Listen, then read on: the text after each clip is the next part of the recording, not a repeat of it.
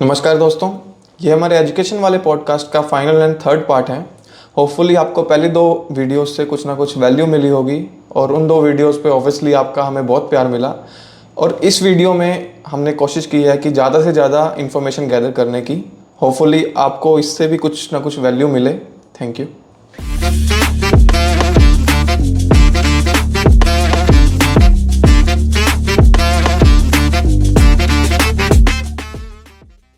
नमस्कार जी। नमस्कार जी। अब मुदित की बात को मैं आगे बढ़ाते हुए कुछ अपने सवालों के साथ आपके साथ आया हूँ। मैं आपको क्योंकि बेसिकली स्कूलिंग मेरा बहुत स्कूलिंग नहीं, एजुकेशन मेरा बहुत कोर टॉपिक है। मैं इस चीज़ पे बहुत ज़्यादा इंटरेस्टेड हूँ कि बच्चों के साथ क्या एक्सपेरिमेंट करने चाहिए। और आपने जब एक्सपेरिमेंट की बात करी तो मैं और ईगर हुआ आपसे और पूछने के बारे में। आप मुझे एक चीज़ का जवाब दीजिए कि आपको क्या लगता है, जिस स्कूलिंग पैटर्न को हम फॉलो कर रहे हैं कि बच्चा 6 घंटे में, हम बच्चे को 6 घंटे में एक इंटेंसिव एजुकेशन प्रोवाइड कर रहे हैं, राइट। ठीक है। जबकि पहले गुरुकुल सिस्टम के बारे में भी आपने मेंशन किया, वहाँ बच्चों को एक टाइम जोन के लिए छोड़ दिया जाता था, दिन भी टीचर के साथ, रात भी टीचर के साथ, ठीक है। तो वो पैटर्न में बच्चे को लोड नहीं था कि 6 घंटे में ही सीखना है। पर आज के पैटर्न में मुझे ऐसा लगता है कि वो थोड़ा सा है। आपका इसके बारे में क्या ओपिनियन है? ऐसा है, सीबीएसई ने भी रिसर्च बेस्ड अब बहुत कुछ चेंजेस किए हैं, जिसमें सीबीएसई इन 6 आवर्स में डेली का 40 to 60 मिनट्स का फिजिकल एजुकेशन, या जिसको स्पोर्ट्स में भी कन्वर्ट कर सकते हो, दैट इज़ मैंडेटरी। इसके बाद आर्ट एंड क्राफ्ट है बच्चे के पास, और हॉबी क्लासेस हैं उसकी, जहाँ भी वो इंटरेस्ट लेना चाहता है, डांस है, म्यूज़िक है, whatever it may be. So CBSE now is giving, I think, 20 to 25% of the full day for his or her hobby classes. So now the things has been changed. ऐसा नहीं कि regret बच्चे को पढ़ाना ही पढ़ाना है। उसके बाद CBSE ने उसके भी सॉल्यूशन दिए हैं कि अगर किसी बच्चे का इंटरेस्ट नहीं है तो उसको कैसे मैनेज करना है। तो लिटिल बिट चेंजेस हैं, अब यहाँ सिनेरियो में चेंजेस हैं। ऑब्वियसली पिछले कुछ सालों से हम देख रहे हैं कि एजुकेशन सिस्टम को रिफॉर्म करने की बात की जा रही है। हाँ, ये हो सकता है कि 20 से 25% समय का अब यहाँ कोई प्रोविज़न आया है। हाँ जी। पर पर्सनली मैं ये मानता हूँ कि ये प्रोविज़न 50-50 होना चाहिए, कि बच्चे की माइंड को एक तरीके से टारगेट करना चाहिए और उसके बॉडी को एक तरीके से, दोनों 50% होना चाहिए। मैं पर्सनली फिजिकल एजुकेशन के समय को 50% मानता हूँ। देखिए, सोसाइटी में 50% की जो आपने बात की फिजिकल एजुकेशन में, सोसाइटी में अभी तक ये है कि करियर ओरिएंटेड पेरेंट्स ज़्यादा हैं, जो major part of the society. So naturally society को साथ लेके चलना है। और स्कूल में अब वही जो आप बात कर रहे हैं कि स्कूल में अब एक सेक्शन में 40 स्टूडेंट्स हैं, अब 39 के पेरेंट्स जो हैं। अब बैगलेस स्टडी की बात हुई, even we are facing difficulties in bagless studies also. CBS ने कंपलसरी कर दिया कि फाउंडेशनल स्टेज में no bags, no assessment, nothing. I challenge की 90 to 95% अभी भी ट्रेडिशनल चल रहे हैं स्कूल। मेट्रो सिटीज़ की बहुत ज़्यादा, एक अपर क्लास की बात छोड़ दी जाए तो अभी भी टोटल बैग के साथ बच्चा आएगा, मदर घर आते ही उसका बैग चेक करेगी, क्या कराया, उसको एजुकेशन वही लगती है। तो इंडियन सोसाइटी के माइंडसेट को चेंज करने में टाइम लगेगा। एक्चुअली जो आपने कहा वो बिल्कुल ठीक है कि सोसाइटी का एक माइंडसेट ही ख़राब हो चुका है। मैं तो इसे करप्टेड माइंडसेट कहूँगा, क्योंकि जो सिस्टम को हम सदियों से फॉलो करते आ रहे थे वो कुछ और चीज़ थी। मैकॉले नाम के एक महान शख्स ने इसको पूरा तबाह करा इंटेंशनली।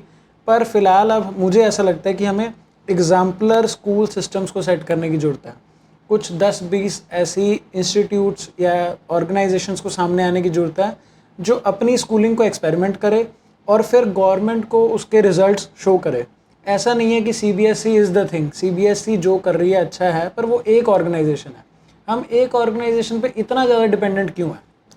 डिपेंडेंसी, ये तो एक बोर्ड है।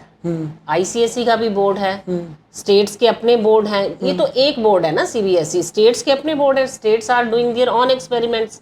आप आंध्रा में चले जाइए, आप साउथ साइड में चले जाइए, साउथ साइड और नॉर्थ साइड के बच्चों को कंपेयर कीजिए, उनके पोटेंशियल में बहुत डिफरेंस होगा। Exactly. जो आप बात कर रहे हैं, जो आप एक्सपेरिमेंट की हम लोग बात कर रहे हैं, साउथ में एक्सपेरिमेंट होते हैं अभी भी होते हैं। और चाइल्ड सेंट्रिक स्टडी है बच्चों की, और बच्चों के पोटेंशियल के अकॉर्डिंग उनको मोटिवेट किया जाता है बच्चों को। बिल्कुल। So that again depends upon the, अब ये बहुत ही एक आई थिंक सेंसिटिव इशू हो जाएगा अगर हम गवर्नमेंट के ऊपर बात आ जाती है कि अब गवर्नमेंट एजुकेशन को किस लेवल तक ले जाना चाहती है.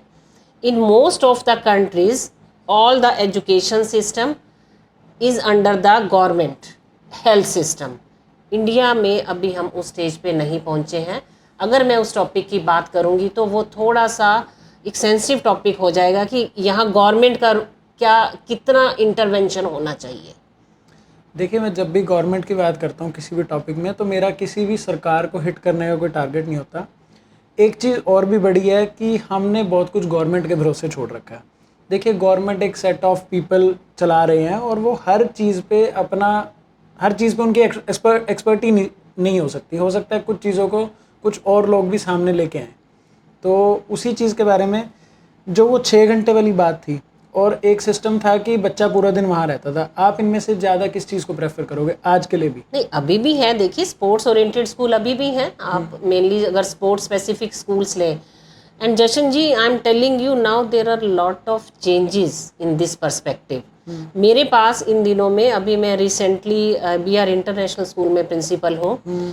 लास्ट 6 मंथ्स में मेरे पास ऑलमोस्ट 10 to 15 पेरेंट्स ने विजिट किया जिन्होंने एग्जेप्शन मांगी कि हम अपने बच्चे को टोटल स्पोर्ट्स साइट की एक उसको ट्रेनिंग दे रहे हैं.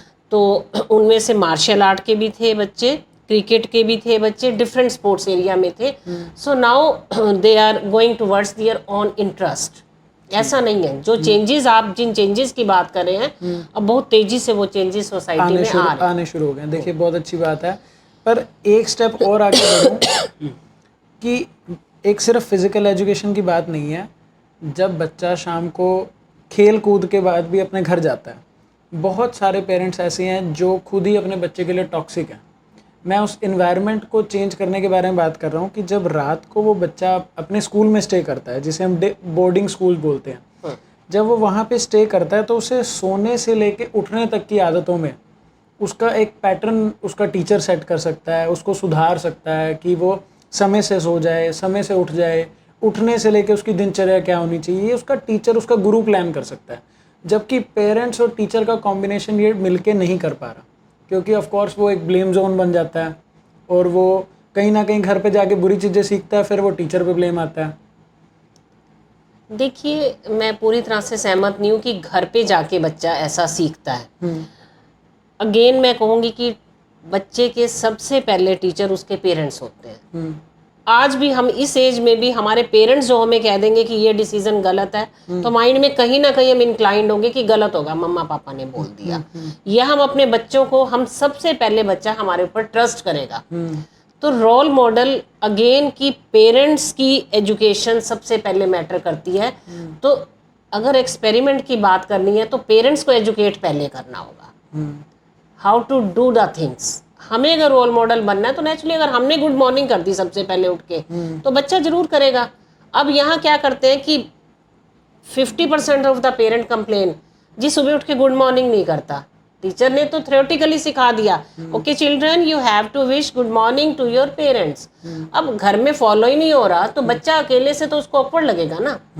फिर आके पेरेंट दूसरी कंप्लेन करेगा, जी इंग्लिश नहीं बोलता बिल्कुल भी. भाई तुम तो तन्ने मन्ने करके बात करोगे तो बच्चा इंग्लिश में कैसे बोल लेगा. He needs environment. अब घर पे हम बात करते हैं, हम पंजाबी फैमिली है, हम बहुत खुश होते हैं हम अपनी पंजाबी में एक्सप्रेस करके. ठीक है. सो बहुत सारी चीजें जो पेरेंट्स को सिखाने वाली है, पेरेंट्स के बाद बारी आएगी ना बच्चों की. तो देखिए, क्या आपको सच में लगता है कि हम पेरेंट्स को कुछ सिखा पाएंगे? बिल्कुल चेंज आते हैं. मैंने ये 2 स्कूल्स में मेजर चेंजेस मैं लाई हूँ. पेरेंट्स सीख के खुश होता है, पेरेंट्स अप्रिशिएट करता है. विलेज में, टोटल विलेज एरिया, अधोई, it's district Barara, Rajput families and ladies cooperated too much with me. बहुत ज़्यादा फीमेल जो उनकी मदर्स थी बच्चों की, जो मैंने सिखाया उससे वो बहुत खुश हुए कि हमें तो आज तक ये बताया ही नहीं किसी ने कि कैसे अटेंड करना है. यू नो कि जैसे वो मदर आई बच्चे को लेके, मैं सबसे पहले बच्चे को बाहर भेज देती थी. मदर क्या करती है, सबसे पहले बच्चे की कंप्लेन बच्चे के सामने करती है. इसको ध्यान से सुनना. मदर आते ही कहेगी इसको आता नहीं जी कुछ, ये तो बदतमीज है जी, ये तो दादी के आगे बोलता है जी, ये तो दादे के आगे बोलता है जी. अब जब तुमने 4 उसके बारे में नेगेटिव आपने बना दी कोनोटेशन अपनी, तो बच्चा उस चीज़ को एक्सेप्ट कर लेगा कि ठीक है मम्मा तो मुझे ऐसे समझ रही है, okay, I am okay with that. मैं ऐसे ही ठीक हूँ। उसके बाद वो कभी भी गुड बुक्स में आने के लिए एफर्ट्स नहीं करेगा। हाँ, अगर मदर को टीचर से कोऑपरेशन चाहिए थी तो मदर को आके वैसे बता देना चाहिए था कि थोड़ा सा मैम इसकी सिविक सेंस पे ध्यान दीजिए, इसके मैनरिज्म पे ध्यान दीजिए, but not in front of the student. लेकिन जब ये बात मैंने मदर्स को बताने की कोशिश की तो दे वर वेरी हैप्पी। एक बार आप में पैशन होना चाहिए कि मैंने कुछ करना है सोसाइटी के लिए। Education is towards society, it's not the matter of student only, it's the matter of society. तो आप एक बार अगर आप में पैशन है तो आपके साथ जुड़ेंगे। आप में एक बार होना चाहिए कि मुझे करना है, तो कारवां अपने साथ आपके साथ जुड़ता चला जाएगा। तो मुझे नहीं लगता कि इतना घबराने वाला कुछ इश्यू है। देखिए, तो आपने बहुत अच्छा एक्सपेरिमेंट किया कि आपने पेरेंट्स को इंक्लूड कर लिया। स्पेसिफिकली फीमेल एक बार अटैच हो जाए तो they are more determined, they are more energetic, they can change the world. नमस्कार साथियों, हमारी पिछली सभी वीडियो को प्यार देने के लिए बहुत बहुत धन्यवाद और हमें सपोर्ट करने के लिए भी। हम आने वाले समय में भी आपके लिए वैल्यूएबल कंटेंट लाने की पूरी कोशिश करेंगे। धन्यवाद।